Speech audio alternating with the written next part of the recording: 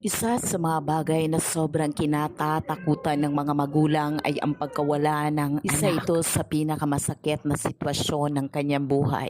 Kayang gawin ng isang nanay ang anumang bagay. Kaya niyang magparaya at magsakripisyo para sa kanyang anak ng Ang paulit-ulit. pagmamahal Ng mga magulang ay tinatawag na unconditional.